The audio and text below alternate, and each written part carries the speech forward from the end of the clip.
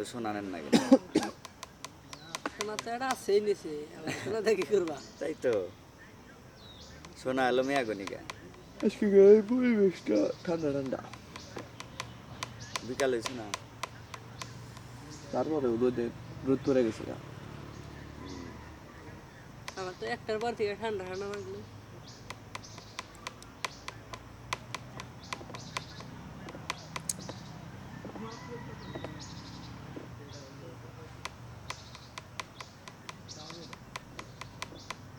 লাতু গোলালে বেশি দেখ না, আবার কিন্তু খাই দেবো।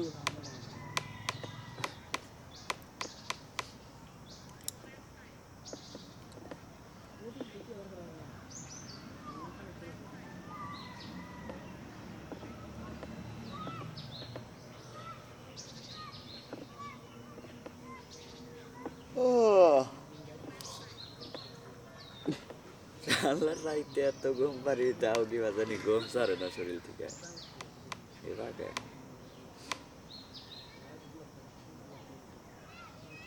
ঘুম পারে সারে না, আবার আমরা তো ঘুমিয়ে পারি না, আমরা কি অবস্থা বলি। আসিলাম তো এক সময়। ও তো 420 করে ঘুরে বেড়াইছে, আমরা তো আর ঘোরার সময় নাই, কামের সময়। সারাদিনই আলোর মধ্যে চোখ বড় বড় মানে বয়ে থাকা নাই।